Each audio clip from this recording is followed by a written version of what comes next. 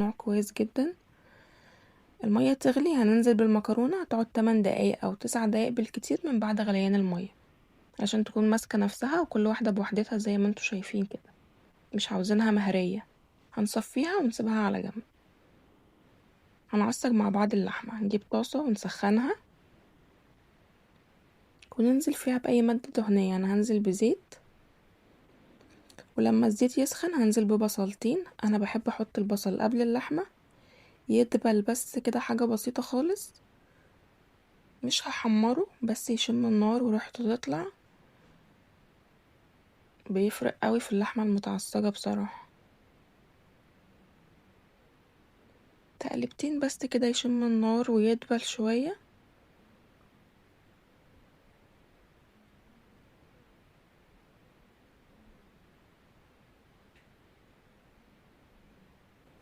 هنجيبه على جنب خالص بقى علشان ننزل باللحمة، علشان تاخد صدمة. لازم اللحمة تاخد صدمة وتاخد لون من تحت.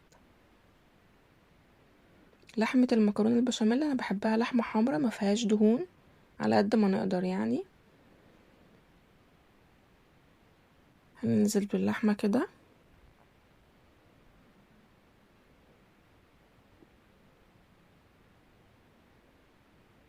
مش هنقلبها، هنسويها بس في الطاسة على قد ما نقدر. ولو في اي كتل نفككها من بعضها كده. اللحمة ما بتتقلبش غير لما تاخد صدمة الاول من تحت. هنفككها بس من بعضها بحيث ان ما يبقاش فيها كتل كبيرة يعني. بمجرد ما تاخد صدمة من تحت، طبعا كل ده على نار عالية، بمجرد ما تاخد صدمة من تحت هنقلبها بقى على طول علشان تاخد صدمة من الناحية التانية.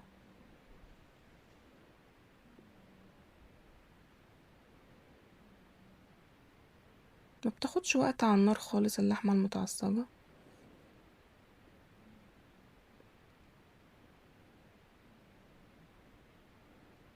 تقليبة في التانية بتكون خلصت خلاص. انا هنا حطيت معلقة صلصة ومعلقة صويا صوص. انا بحب احط معلقة صلصة للحمة بتاعة المكرونة البشاميل، بتديها تست حلوة قوي. هدي النار عليها ونسيبها بس تستوي مع نفسها. نحط لها بهاراتها العادية خالص. هحط ملح وفلفل وشطة وكمون و7 بهارات او بهارات لحمة او ال11 بهار زي ما انتوا عاوزين. بهاراتها مش كتير، ونديلها تقليبة وهي خلاص كده يعتبر استوت يعني. اللحمة المتعصجة حرفيا ما بتقولش لا على اي حاجة. تتاكل كده، تتاكل بعيش، تتاكل بعيش فينو، تتاكل مع اي حاجة، ما بتقولش لا على حاجة حرفيا. هي كده خلاص اللحمة يعتبر خلصت، استوت خلاص. والصويا صوص بتديلها تدخينة حلوة قوي. هنعمل البشاميل. هنجيب حلة، وخلينا متفقين ان عدد معالق المادة الدهنية اللي هنحطها سواء زيت او سمنة او زبدة هنحط زيهم بالظبط دقيق. انا هنا حطيت 3 معالق كبار سمنة، هحط زيهم بالظبط دقيق. وهقول لكم ليه انا مش مكترة معالق السمنة والدقيق دلوقتي. مجرد ما السمنة تسخن وتسيح هننزل بالدقيق وهنفضل نقلب. هو سر نجاح البشاميل التقليب يا جماعة. هننزل بالدقيق معلقة معلقة كده،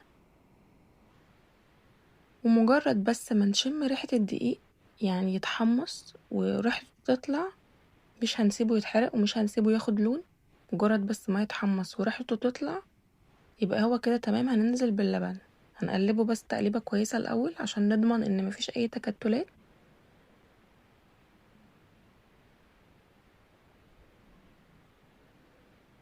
هنجيب مضرب كده ونديله تقليبة كويسة.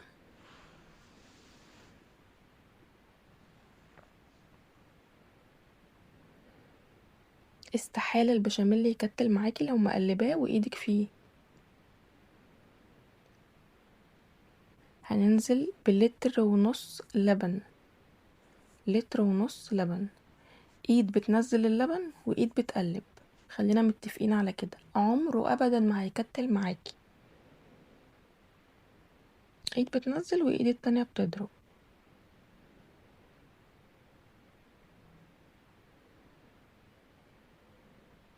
والتقليب المستمر بقى لحد ما يربط معاكي البشاميل.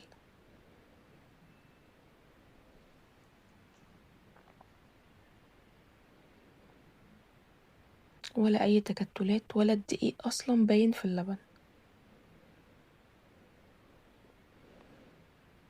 تقليبة في التانية في التالتة البشاميل هيبدأ يربط وياخد قوام معاكي، مش هياخد وقت اصلا على النار. زي ما قلتلكوا بقى انا ما كترتش عدد معالق الدقيق واللبن، لان انا مدوبة كيس من ده اللي هو خلطة البشاميل اللي بالجبنة الكريمي ده في اللبن قبل ما انزله على الدقيق والسمنة، بيديله قوام كريمي وتحفة بشكل مش طبيعي، بيعلي تيست المكرونة قوي. والبشاميل بهاراته ملح وفلفل اسود، ولو في جوزة الطيب يبقى حاجة بسيطة قوي جوزة الطيب.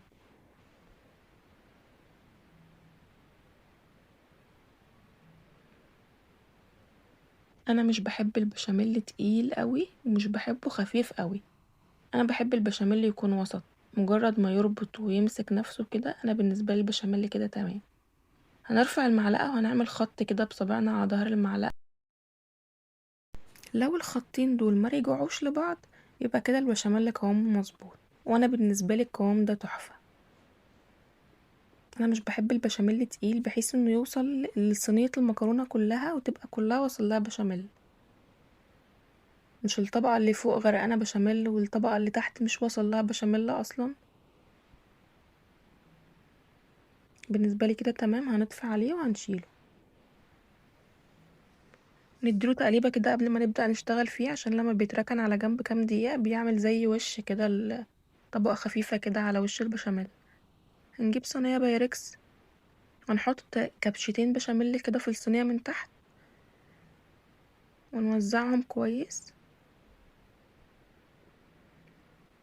وكبشتين زيهم على المكرونة بحيث انها ما تبقاش سادة اوي كده، يبقى برضه فيها طعم البشاميل، واللي بياكل حتة المكرونة تبقى المكرونة كلها بالنسبة له طعمها حلو وطعمها بشاميل. نديلها تقليبة كويسة كده.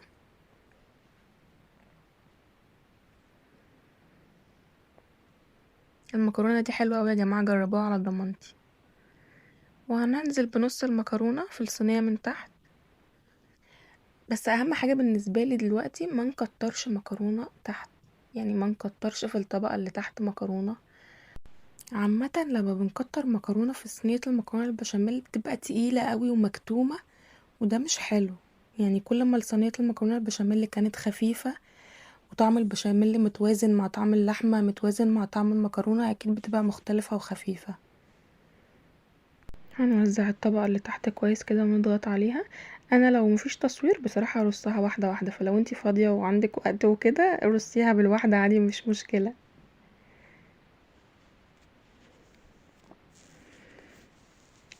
هننزل بقى بطبقة اللحمة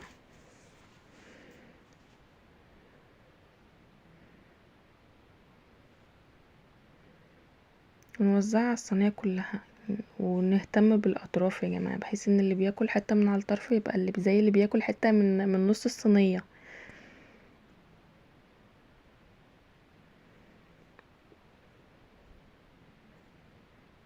نوزعها كويس قوي كده.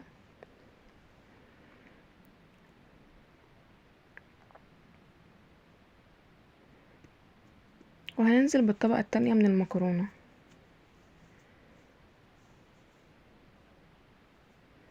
وبرضو مش هنكتر مكرونة.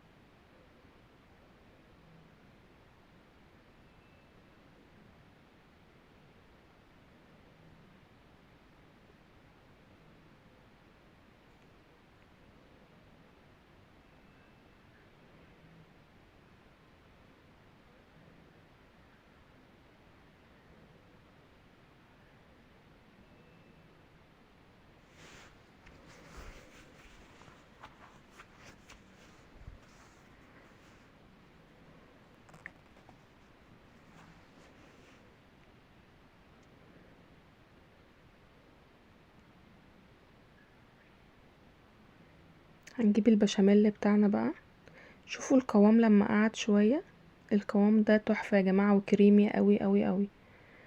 هننزل بقى بالبشاميل على وش الصينية. قد ايه الصوص كريمي وجميل. وباكت البشاميل الجاهز اللي بالجبنة الكريمي ده بيخلي البشاميل كريمي قوي بصراحة. هنا بقى ممكن ندهن على وش الصينية سمنة سايحة، ممكن شوية جبنة موتزاريلا. انا هنا كان عندي شوية جبنة فحطيتهم على وش الصينية عشان تتحمر، بس مش شرط على فكرة خالص، انا مش دايما اصلا بعملها بالجبنة. يعني لو شوية سمنة بلدي او شوية سمنة متسيحين وحطيناهم على وش الصينية هتتحمر برضو هتبقى جميلة. وتدخل الفرن على الرف اللي في النص، او لو الفرن عندكم مش بيشتغل فوق وتحت مع بعض هندخلها على الرف اللي تحت تتشمع، وبعد كده نرفعها تحت الشواية. شوفولي الجمال والحلاوة. طبعا لو هناكلها سخنة لازم هتطلع كده، ده طبيعي. لو عاوزينها القطعة بقطعتها هنستنى عليها لما تبرد شوية، بس هي ما تتاكلش غير سخنة بصراحة. فقولي رأيكم وجربوها على ضمانتي بالطريقة دي، وقولولي رأيكم كانت عاملة معاكم ازاي.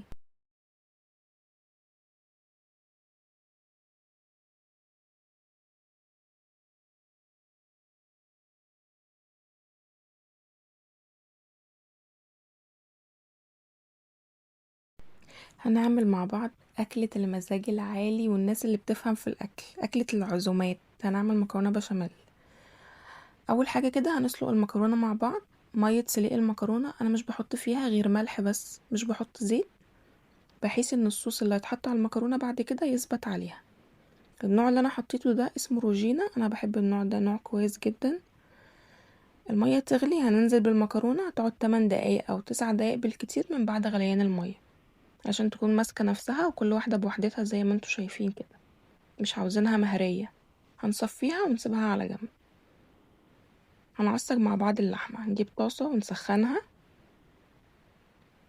وننزل فيها بأي مادة دهنية. أنا هنزل بزيت، ولما الزيت يسخن هنزل ببصلتين. أنا بحب أحط البصل قبل اللحمة يدبل بس كده، حاجة بسيطة خالص، مش هحمره، بس يشم النار وريحته تطلع. بيفرق قوي في اللحمة المتعصجة بصراحة. تقلبتين بس كده يشم النار ويدبل شوية.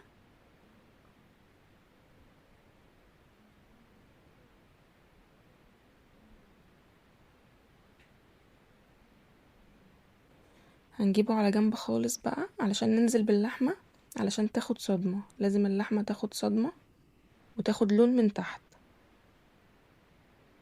لحمة المكرونة البشاميل انا بحبها لحمة حمرا ما فيهاش دهون على قد ما نقدر يعني. هننزل باللحمة كده،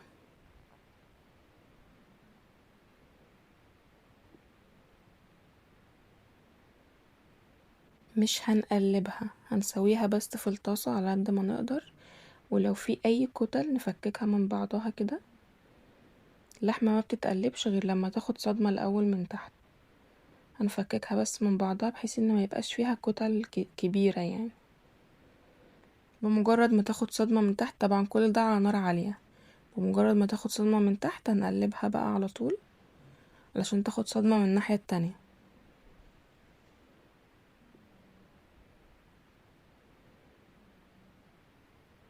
ما بتاخدش وقت على النار خالص اللحمة المتعصجة.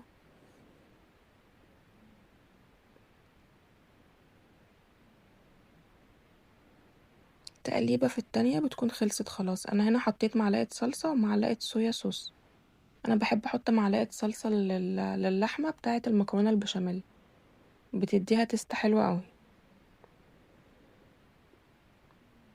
هدي النار عليها ونسيبها بس تستوي مع نفسها. نحط لها بهاراتها العادية خالص. هحط ملح وفلفل وشطة وكمون وسبع بهارات او بهارات لحمة او ال11 بهار زي ما انتوا عاوزين. بهاراتها مش كتير، ونديلها تقليبة وهي خلاص كده يعتبر استوت يعني. اللحمة المتعصجة حرفيا ما بتقولش لا على اي حاجة، تتاكل كده، تتاكل بعيش، تتاكل بعيش فينو، تتاكل مع اي حاجة، ما بتقولش لا على حاجة حرفيا. هي كده خلاص، اللحمة يعتبر خلصت، استوت خلاص، والصويا صوص بتديلها تدخينة حلوة قوي. هنعمل البشاميل. هنجيب حلة، وخلينا متفقين ان عدد معالق المادة الدهنية اللي هنحطها، سواء زيت او سمنة او زبدة، هنحط زيهم بالظبط دقيق. انا هنا حطيت 3 معالق كبار سمنة، هحط زيهم بالظبط دقيق. وهقول لكم ليه انا مش مكتره معالق السمنه والدقيق دلوقتي. مجرد ما السمنه تسخن وتسيح، هننزل بالدقيق، وهنفضل نقلب. هو سر نجاح البشاميل التقليب يا جماعه. هننزل بالدقيق معلقه معلقه كده، ومجرد بس ما نشم ريحه الدقيق، يعني يتحمص وريحته تطلع، مش هنسيبه يتحرق ومش هنسيبه ياخد لون.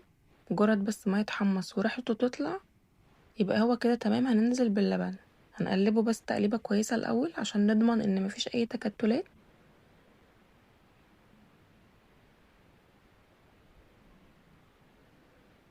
هنجيب مضرب كده ونديله تقليبة كويسة.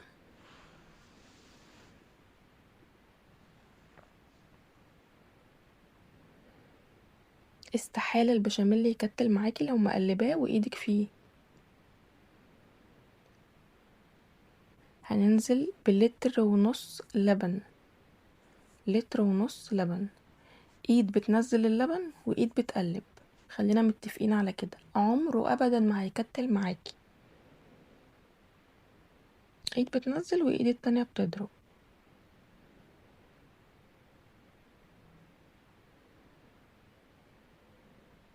والتقليب المستمر بقى لحد ما يربط معاكي البشاميل.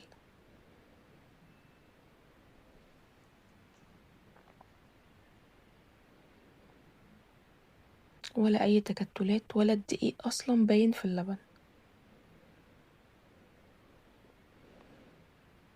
تقليبة في التانية في التالتة، البشاميل هيبدأ يربط وياخد قوام معاكي، مش هياخد وقت اصلا على النار. زي ما قلتلكوا بقى، انا ما كترتش عدد معالق الدقيق واللبن، لان انا مدوبة كيس من ده، اللي هو خلطة البشاميل اللي بالجبنة الكريمي ده، في اللبن قبل ما انزله على الدقيق والسمنة.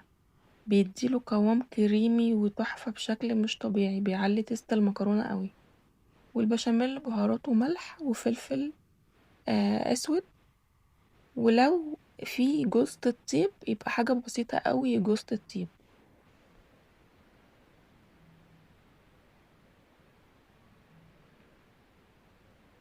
انا مش بحب البشاميل تقيل قوي ومش بحبه خفيف قوي. انا بحب البشاميل يكون وسط، مجرد ما يربط ويمسك نفسه كده، انا بالنسبة لي البشاميل كده تمام. هنرفع المعلقة وهنعمل خط كده بصبعنا على ظهر المعلقة.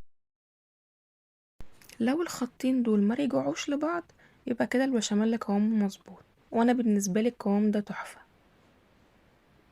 انا مش بحب البشاميل تقيل بحيث انه يوصل لصينية المكرونة كلها وتبقى كلها وصلها بشاميل، مش الطبقة اللي فوق غرقانة بشاميل والطبقة اللي تحت مش وصلها بشاميل اصلا. بالنسبة لي كده تمام. هنطفي عليه وهنشيله، نديله تقليبة كده قبل ما نبدأ نشتغل فيه، عشان لما بيتركن على جنب كام دقيقة بيعمل زي وش كده، طبقة خفيفة كده على وش البشاميل. هنجيب صينية بايركس، هنحط كبشتين بشاميل كده في الصينية من تحت، ونوزعهم كويس،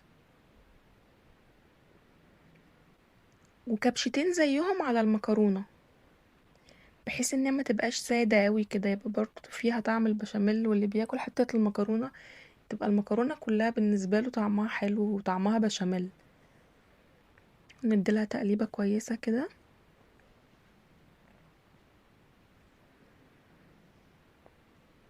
المكرونة دي حلوة اوي يا جماعة، جربوها على ضمانتي.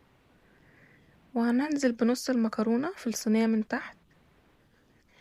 بس اهم حاجة بالنسبة لي دلوقتي ما نكترش مكرونة تحت، يعني ما نكترش في الطبقة اللي تحت مكرونة. عامة لما بنكتر مكرونة في صينية المكرونة البشاميل بتبقى تقيلة قوي ومكتومة، وده مش حلو. يعني كل ما صينية المكرونة البشاميل كانت خفيفة، وطعم البشاميل متوازن مع طعم اللحمة، متوازن مع طعم المكرونة، اكيد بتبقى مختلفة وخفيفة. هنوزع الطبقة اللي تحت كويس كده ونضغط عليها. انا لو مفيش تصوير بصراحة ارصها واحدة واحدة، فلو انتي فاضية وعندك وقت وكده رصيها بالواحدة عادي مش مشكلة.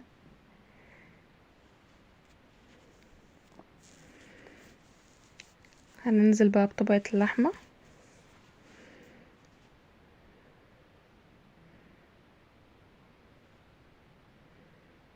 ونوزعها على الصينية كلها، ونهتم بالاطراف يا جماعة، بحيث ان اللي بياكل حتة من على الطرف يبقى اللي زي اللي بياكل حتة من نص الصينية.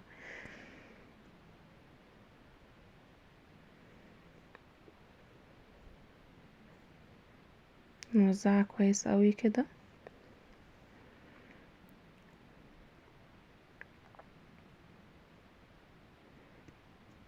وهننزل بالطبقة التانية من المكرونة،